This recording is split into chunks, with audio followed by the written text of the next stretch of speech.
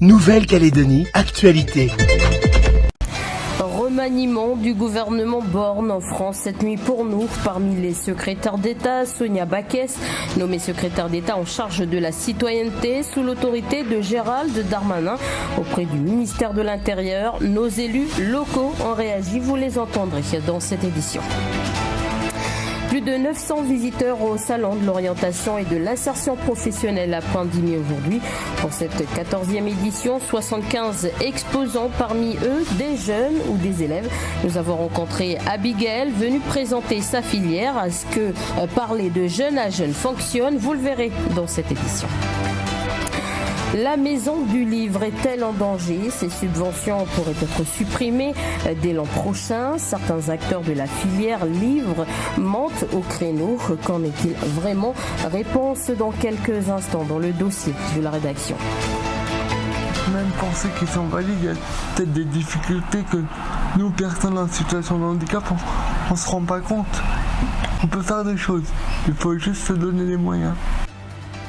Et enfin, il faut se donner les moyens. Donc, même en situation de handicap, Joanne, 36 ans, nous encourage. Nous vous proposons son portrait à l'occasion de la manifestation internationale qui a pour thème handicap, jeunesse et vie sociale. Elle a commencé aujourd'hui à Nouméa. Politique pour ouvrir cette édition. 2 semaines après les législatives, l'exécutif a procédé hier à son premier remaniement ministériel, nommant ainsi un gouvernement Borne 2 en France. Alors quels sont les grands changements de ce nouveau gouvernement? Réponse avec Stéphanie Marlier. Le gouvernement d'Elisabeth Borne a pris de l'embonpoint, passant de 27 à 41 postes, comme le rapporte le magazine hebdomadaire économique français Challenge. La parité y est respectée, 21 hommes et 21 femmes le composent, en comptant la première ministre, sachant que ces dernières sont surreprésentées au poste de secrétaire d'État, comme on peut le lire dans les colonnes du magazine d'actualité hebdomadaire français L'Express. La présidente de la province sud de la Nouvelle-Calédonie, Sonia Backès, en fait partie, nommée hier comme secrétaire d'État auprès du ministre de l'Intérieur et des Outre-mer, Gérald Darmanin, comme le rapporte le site internet de la chaîne de télévision française CNews. Mais ce n'est pas la seule nouvelle entrée.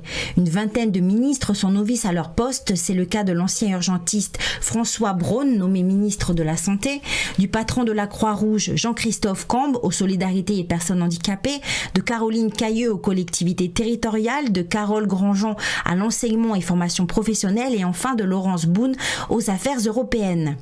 Autre grand changement, le ministère des Outre-mer passe d'un ministère de plein exercice à un ministère délégué. Il dépend maintenant du ministère de l'Intérieur. Ainsi, l'ancien préfet Jean-François Carenco est devenu ministre délégué en charge des Outre-mer auprès de Gérald Darmanin.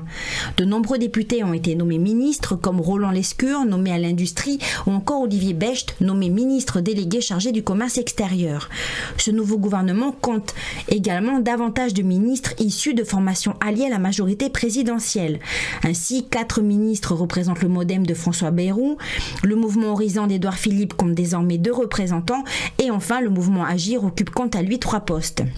Finalement, ce remaniement ministériel est sans tambour ni trompette, comme on peut le lire dans les colonnes du site de la chaîne de télévision française d'information internationale France 24, car ce dernier, je cite, même s'il est pour partie renouvelé, il offre peu de surprises car il reste centré autour des figures de la Macronie.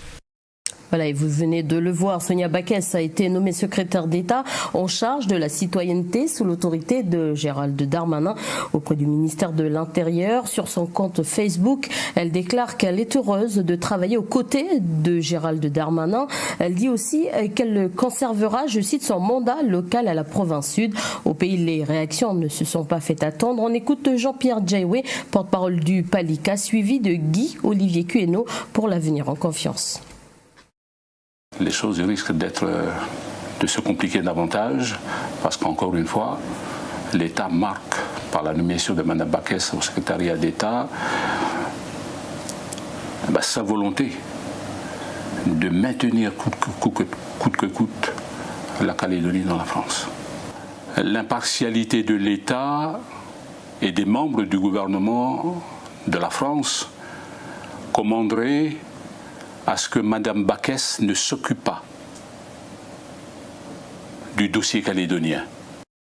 Il s'agit d'une récompense personnelle pour un engagement personnel auprès d'un parti présidentiel dont, il faut bien l'avouer, les promesses électorales sont en contradiction avec les attentes des Calédoniens. Et se pose surtout le problème du cumul du mandat de présidente de la province sud, poste exécutif qui nécessite des activités sur place au quotidien et des fonctions ministérielles à 20 000 km. Je crois que les Calédoniens ont donné leur confiance à des élus locaux, pas à des élus délocalisés. Voilà des propos recueillis par Duc Menango. De leur côté, Calédonie Ensemble, Génération ANC et Christopher Gégès ont félicité la présidente de la province sud pour son nouveau poste et sollicité l'Union calédonienne. Les veilles océaniens n'ont pas répondu à nos demandes. Pour l'Outre-mer, c'est l'ancien préfet qui a été nommé lundi ministre des Outre-mer en remplacement de Yael Braun-Pivet, élue récemment présidente de l'Assemblée nationale. Alors, qui est Jean-François Carengo? Les précisions d'Audrey Poiti. Né en 1952, Jean-François Carengo a suivi des études de droit avant d'intégrer HEC, puis l'ENA en 1979. Si son CV témoigne d'une solide expérience de haut fonctionnaire, c'est à l'âge de 69 ans qu'il endosse pour la première fois des responsabilités politiques. Jean-François Carengo a été préfet pendant plus de 20 ans dans diverses collectivités, comme à Saint-Pierre-et-Miquelon en 1996 ou encore en Guadeloupe 3 ans plus tard. Au total, il a écumé près d'une dizaine de préfectures avant de devenir préfet de la région Île-de-France entre 2015 et 2017. Ancien collaborateur de Jean-Louis Borloo, il a été plusieurs fois son directeur de cabinet. La première expérience de Jean-François Carengo avec la Nouvelle-Calédonie remonterait à 1988 selon nos confrères des Nouvelles Calédoniennes qui indiquent qu'il aurait occupé le poste de secrétaire général adjoint du Haut-Commissariat à cette époque, puis de secrétaire général en 1990. Le nouveau locataire de la rue Oudinot est le 42e ministre ou secrétaire d'État à occuper ce poste sous la Ve République. Voilà ce qu'on pouvait dire ce soir sur ce sujet. Formation à présent, plus de 900 visiteurs ont sillonné les allées du Sofip à Poindimier. Pour cette 14e édition, 75 exposants ont répondu présents dans le lycée professionnel François d'Assise de Bourail. Nous avons rencontré Abigail Apiazari, venue présenter sa filière. Un reportage de notre journaliste de la côte Est, Aurélie Chian. Déjà, quand vous commencez en seconde, vous ne commencez pas direct par l'accueil, vous commencez avec une MRC, c'est métier relations clients. Abigail présente ce qu'elle étudie dans son lycée. Son rôle aujourd'hui est d'informer les visiteurs, un exercice qu'elle met en œuvre dans le cadre de sa formation au métier de l'accueil. Elle est en première et a été sélectionnée pour accompagner les terminales au Sofip. Quand tu arrives, il y a une personne qui vient et puis après il y a tout le monde qui suit. Du coup, c'est dur à parler à plusieurs personnes en même temps. C'est rare que je parle avec beaucoup de personnes comme ça. Du coup, là, j'ai appris à gérer plusieurs personnes en même temps. Le lycée professionnel François d'Assise compte parmi les 72 exposants du salon de l'orientation, de la formation et de l'insertion professionnelle. Pendant 2 jours, les établissements scolaires viennent y promouvoir leur filière et trouver de nouvelles recrues. L'occasion aussi pour certains de mettre leurs étudiants en pratique. Vous allez au stand des BTS. Il est derrière, c'est celui qui est le plus humain là-bas. Et là, vous vous présentez en étant élève du LPFA. Alors pour les jeunes, pédagogiquement, c'est important. C'est un salon, c'est plus de 2000 visiteurs si c'est pas plus. Donc c'est une situation concrète de leur formation. Voilà. Donc c'est hyper important. Certaines compétences sont évaluées aujourd'hui. Donc ça c'est pour l'accueil et donc en rapport avec l'organisation du Sofip. Et après, comme tous les autres établissements de la province sud, de la province nord et des îles, on présente notre stand, on fait la promotion de nos filières, nos différentes filières. La 14e édition du Sofip se poursuit demain. Sur place, les possibilités de formation, les aides existantes et les dispositifs d'insertion professionnelle vous seront présentés. On reste avec les jeunes. Le collège de Thio a été labellisé établissement public de Nouvelle-Calédonie prometteur de santé. Une récompense pour cet établissement qui voit les fruits d'un travail auprès des élèves. Un reportage de notre journaliste du centre Vanessa Kédé.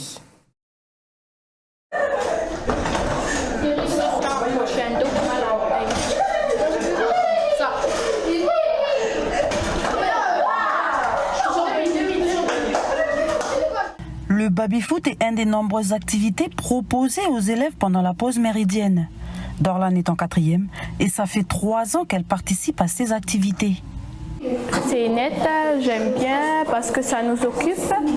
Le temps avant de manger, c'est net, on aime bien jouer au baby-foot. ABMA, Aller mieux pour mieux apprendre est un dispositif de promotion de la santé en milieu scolaire et a été mis en place en 2019 ici, au collège de Thio. Plus d'une vingtaine d'activités ont été proposées telles que la pétanque, le tressage, la musique ou encore le jeu d'échecs. Pour les élèves en difficulté scolaire, des ateliers de lecture leur sont dédiés 2 fois dans la semaine. L'opération Silence on lit pour permettre aux élèves de lire en silence des revues, des bandes dessinées, des romans qu'ils ont choisis au préalable avec l'aide de la professeure documentaliste, Madame Toulangui. Et ça a un très grand succès. Également des ateliers fluence pour les élèves, pour améliorer la lecture des élèves. Un certain nombre d'élèves ont du mal à lire suffisamment de mots à la minute. C'est pour leur redonner confiance, leur montrer qu'ils sont capables dans des ateliers, alors qu'en cours ça serait difficile, d'être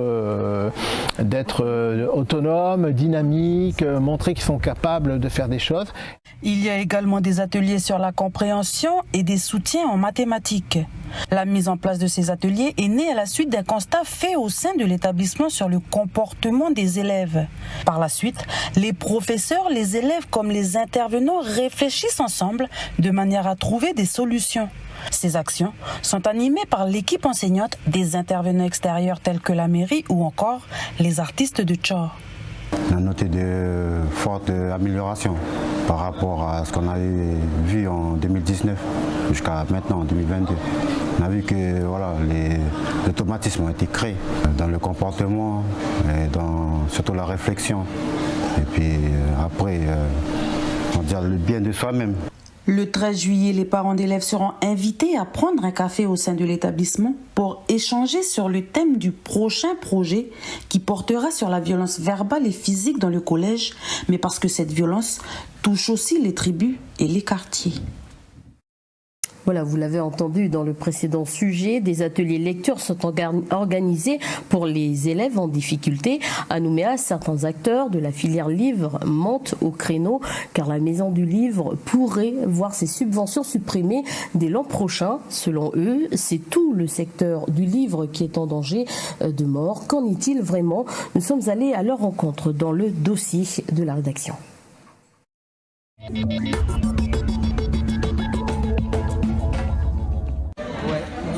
Pas question d'attendre que le couperet tombe. À la Maison du Livre, on se mobilise déjà contre la suppression des subventions en fin d'année.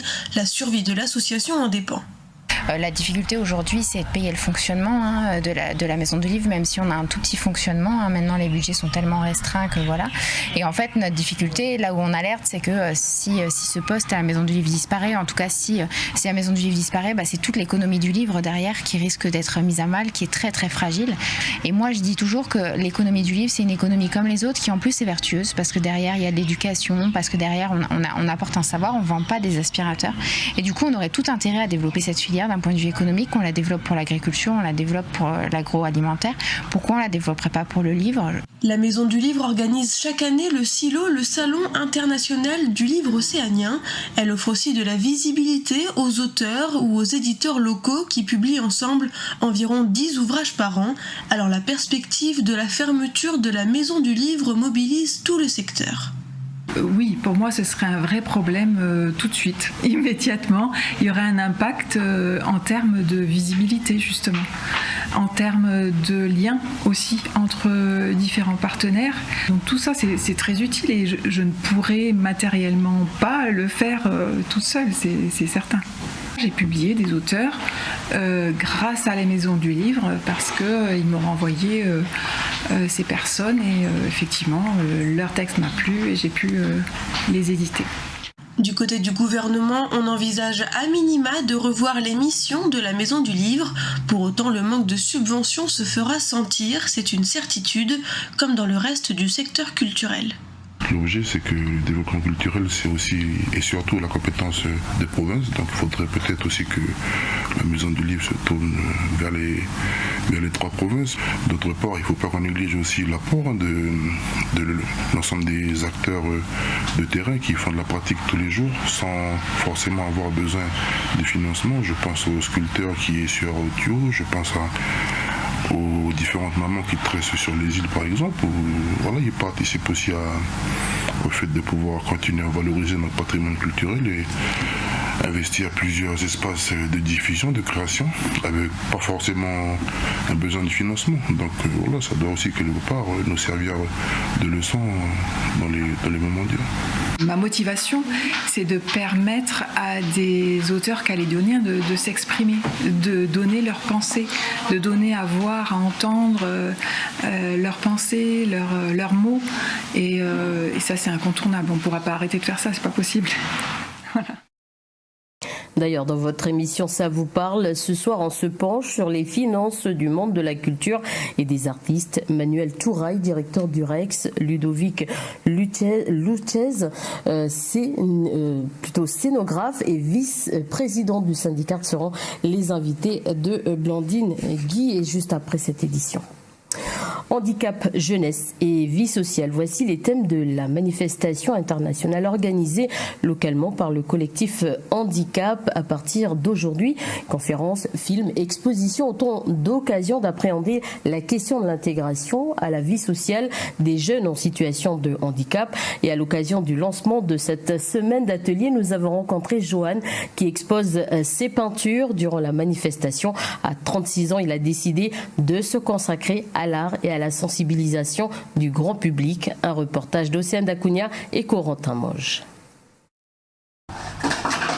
J'ai décidé que ça serait l'art. Moi, je vis très bien mon handicap, donc j'ai jamais marché, donc même pour ceux qui sont valides, il y a peut-être des difficultés que nous, personnes en situation de handicap, on se rend pas compte. On peut faire des choses, il faut juste se donner les moyens. Ah là, c'est vraiment à l'instant que je fais. Ouais, mais tu vas voir, ça va être sympa. Là, on est aux ateliers du Faubourg. Ça fait 10 ans que je pratique de l'art plastique. Et j'ai toujours aimé l'art en général.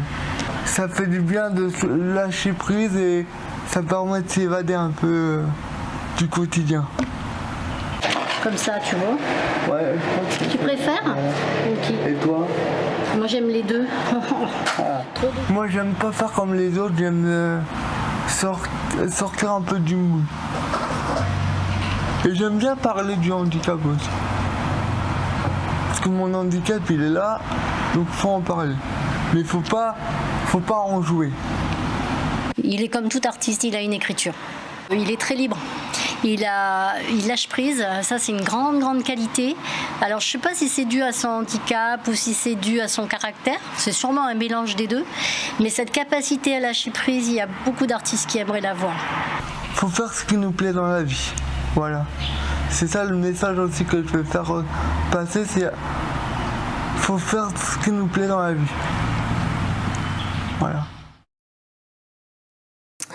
Une centaine d'arbres endémiques de la forêt sèche ont été plantés ce matin par les élèves de l'école primaire de Marie-Courteau. Objectif, sensibiliser les élèves à la préservation de l'environnement et à la sauvegarde de la forêt sèche.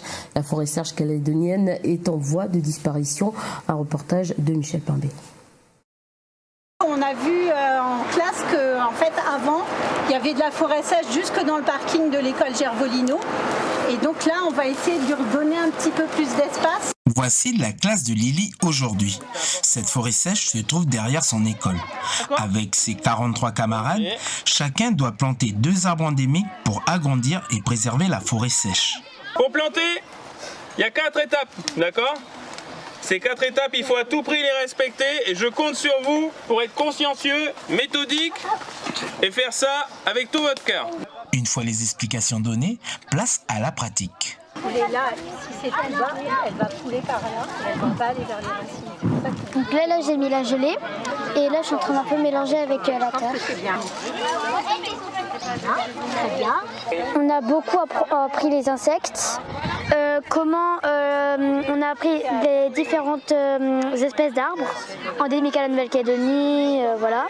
Oui, c'est un petit insecte qui est dans le sol, donc on va le mettre sur la culture. On le laisse parce que tu vois, on a besoin d'insectes pour les oiseaux, pour tout. Hein. Même si les gestes et le vocabulaire sont hésitants, la leçon du jour est retenue. Avec cette activité, les élèves éveillent leur conscience environnementale. C'est le cas de Jonas. Parce que dans toute la Nouvelle-Calédonie, on a 2% maintenant de forêts sèches et c'est important d'en planter. Au niveau pédagogique, on est sur l'étude de la forêt sèche, on est sur l'étude de la plante, c'est-à-dire tout ce qui est en SVT, les besoins des plantes, les nutritions, peut-être la photosynthèse abordée en fin de CM2. Et on est au-delà sur un espace protégé à transmettre aux générations futures pour qu'eux prennent notre relais et continuent d'entretenir, de prendre soin, de connaître cette forêt sèche. Une douzaine d'espèces de plantes endémiques à la forêt sèche ont été plantées. Une manière ludique et amusante de sensibiliser les plus jeunes aux enjeux environnementaux. Outremernews.fr, le site de l'actualité Outre-mer, 24 heures sur 24 et 7 jours sur 7. Retrouvez la chaîne Outremer News sur YouTube.